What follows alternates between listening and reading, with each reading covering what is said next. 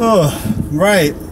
So, I tried to record this vlog this morning at about 9 AM. For reference, it is now 10 to 8 PM. So that's what's... I'm going this way.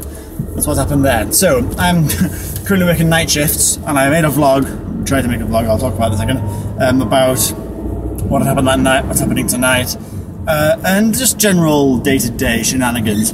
God, move out of the way, please. Thank you. And when I turned my camera on, the light that is normally a nice faded blue colour was a red, well, a pinky red colour. I thought, oh, I bet the battery's low. I had my camera locked in my bag for a little while, so maybe the battery's died a little bit. Maybe I didn't charge it last time I used it. I know I recorded a whole bunch of stuff like I was guarding the other day, so maybe I forgot to charge it. So I thought, fine, might die while I'm recording, but whatever. So 3 quarters way through the recording, it goes off. The light stays on, but it stops recording. I see, normally when it's recording, it's a solid colour, and when it's off, it sort of throbs, like breathes. I think the term is breathing light.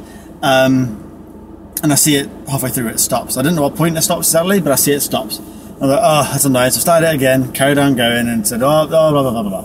Anyway, turns out it wasn't battery dying at all. It wasn't like low battery. It was in the wrong mode. It was on live stream mode rather than record mode. So I ended up live streaming that vlog, or 2 bits of that vlog, to the internet in very low quality over 3G.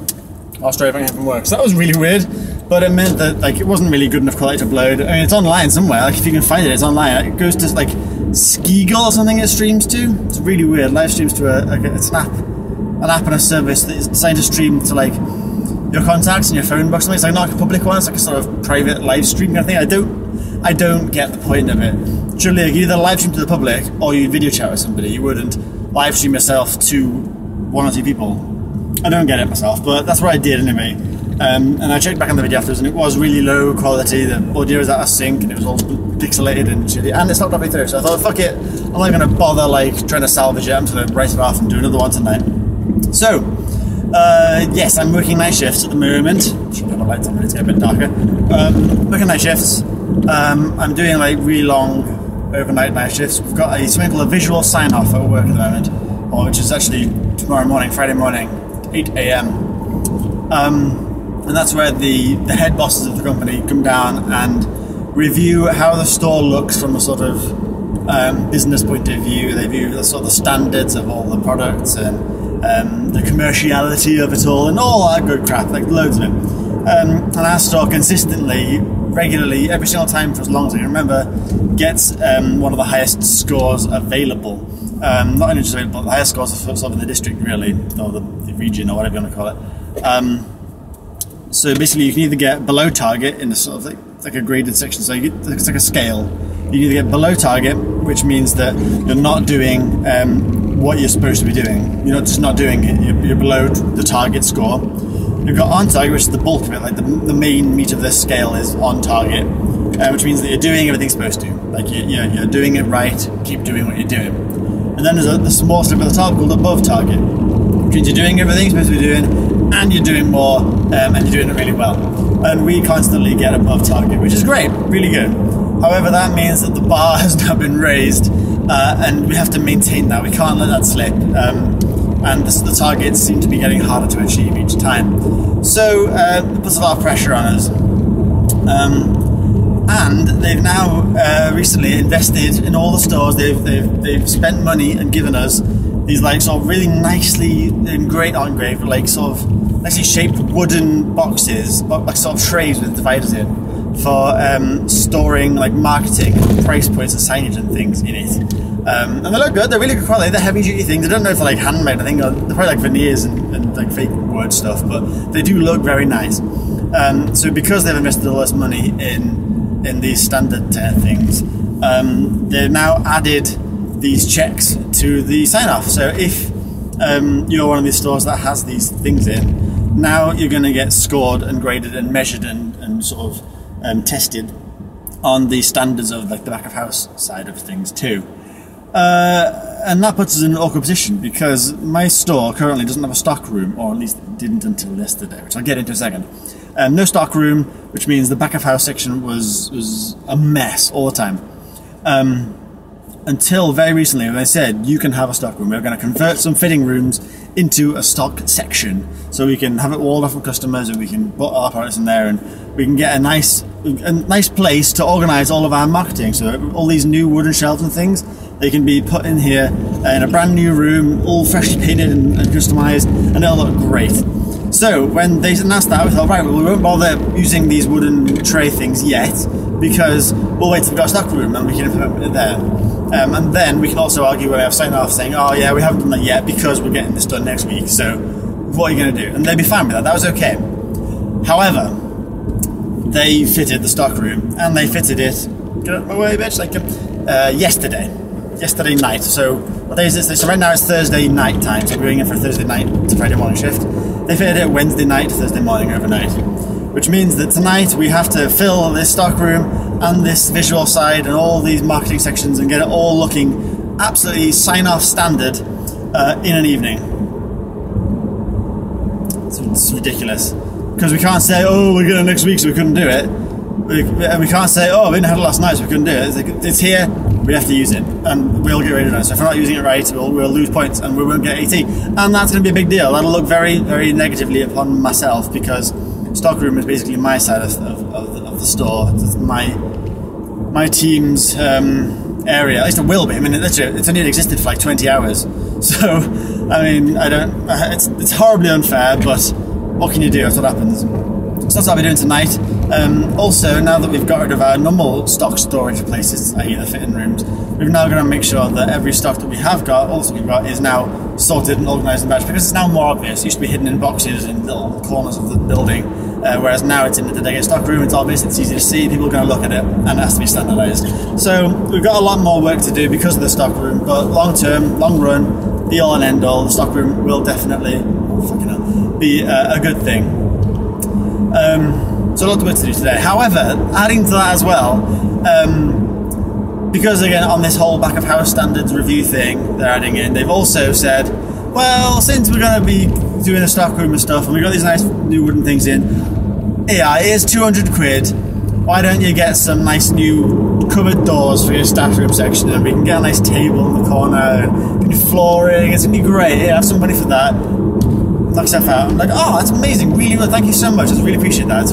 Our stuff room's like really old and dated and gross, so be able to have a bit of a lick of paint and fresh cupboard doors and things, it's going to be beautiful. And I said, okay, so it's Tuesday now, let's do some money, get it done by sign off. What? So it's Tuesday evening, we get the go ahead, yeah, do this, and we have Wednesday and Thursday to actually get them. Get these doors, get all this stuff, and get it implemented by Friday morning, 8 AM. Okay, fine, sure. So we have somebody down in Stockport somewhere who's picking up doors from B&Q, cupboard doors. I measured them all up in inches. Well, I'll get into that. I measured all the doors up, and I double and triple checked them, because I've had an issue with measuring something in the past, and it went badly, and I got in trouble. But I measured these things up, I did them perfectly, really well, and I double, triple checked them. Got somebody else to check them too. They said, yep, that is what I agreed, that is right. Okay, fine, send the measurements off. Somebody down in Stockport went to B&Q and bought some doors for this measurement. So, okay, here you go. This is what we're going to do. However, they haven't got any in inches, so can you send me them in millimetres? So at some point, I'm not sure what happened, but somebody gave them new measurements in millimetres. I don't know why they didn't just Google, okay Google, what is 22.6 inches in millimetres? Because that would have literally read it out loud to them, but whatever, they measured them again in millimetres. Sat them down, someone Stockport bought these doors. However, B&Q, they haven't got enough of these doors, I'm sorry, so we've only bought enough to do about 3/4 of your doors. Can someone go to your local B&Q and pick up the other quarter worth of them? And then we'll install them overnight Thursday night. Because we've got the guys coming in to build the stock room, so they've been told that they'll fit the doors as well. You're just going to make sure you get them there by 9 PM Thursday night, Wednesday night. So, okay, fine, whatever. So we've got someone down in Stockport, then someone has to go down to Stockport, pick them up and bring them back up here. Then someone else has got to go to the other B&Q, which is about 5 miles down the road, get them, make sure they're the right ones, buy them, come back, and then get them installed by 9 AM yesterday. And then the end comes along, the contractors arrive to fit it, oh, no, we've not been told we're doing them. I thought we were doing those in a couple weeks' time when we fit this breakfast bar thing as well. Like, oh, so you're not going to fit them? It's like, no, we've only got 2 guys tonight. We're going to do all the fitting room stuff. It's going to be all there all night. We're not going to get a chance to do it. Fine, whatever. Okay, so I will do them tomorrow night. I'll get them sorted myself. I'll bring a screwdriver in, which is in my bag. We'll fit them. It's going to be fine. Then on my lunch, I thought, I wonder what these doors look like. So I pulled one out of the packaging, and it's weird looking, but it's a nice fresh door which has been bought for us. I appreciate it. However, it doesn't fit. It's too small. It doesn't fit at all. Like, you put it on the door, and it's like you could stick that door to the door that's there, and you can still see the old door around the outside of it on all sides. It's way too small. Like, the drama and the hassle and the effort, the money spent to get these damn doors in this time, the guys won't fit them. The people who actually bought them got the wrong size. I have no idea what point down the chain they got the wrong size. Like, I don't know which section of the Chinese whisper chain it went wrong, but it went wrong somewhere. So we had no doors. So hopefully somebody today has gone to B&Q, taken the old doors back and picked up some new ones that will fit. And then tonight I can fit them in the staff room. Hopefully. So fingers crossed tonight I'll be able to move all the marketing and get that all solidized looking beautiful in this new room. Hopefully I'll be able to move all of the stock in the store around to fill up our nice stock room and get the stuff that we don't want in the stock room where it should be. And then rebuild the staff room with kitchen doors that will hopefully fit this time. And I'm going to do that overnight tonight whilst doing everything else that we normally do on a sign-off night. Normally sign-off nights last from about 8 PM one night till about 8 AM the next morning, occasionally even longer. I did one once. I started at 3 PM one afternoon and I left at 10 AM the next day. Ridiculous shift. That's how long sign-offs quite often take. Tonight I've got less time to do it because they're in at 8 AM now, not 11 like they usually are. And I've got those extra tasks to do. It's going to be a long night.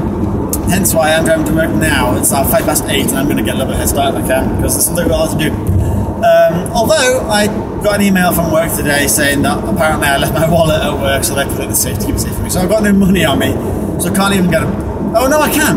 So I can't even get a coffee, but I think I've got stickers from McDonald's from the coffee cups. I collected the loyalty stickers, I can stick them on the card, and then I can then get my free coffee. Yeah, look at all the stickers on the back of my phone. All those little stickers there from the coffee cups. If I put them on a card, yeah, I can load that up, get myself some free coffee, so that I can actually survive tonight, because oh my god, I'm tired. But it's been a good day. Like, I woke up about sort of 4-ish, had a shower, got dressed, had a walk around my town and got some Pokemon captures. I finally got an oddish. No one cares, but I'm enjoying it. It's a fun game.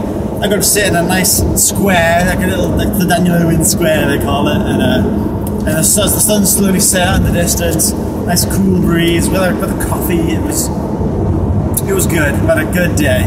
Is that recording still? It is not recording. Have you really fucking paused now? You seriously? You have, haven't you? Okay, I don't know if that stopped recording then or not, but I might have to check myself, but it's recording now anyway. I don't know what point that stopped, if it did at all. Maybe it did, maybe it didn't, I don't know. But whatever, I'll have a look at that afterwards. But either way, I'm going to end the video off here now anyway, because I'm approaching my work shortly anyway. I'm on the home stretch now, as it were. Work stretch. But yeah, hope you all have a fantastic day, or have a fantastic day, and have an amazing rest of the week. And further, why stop there? But I hope you enjoy yourself, have a good time, and I will see you all later.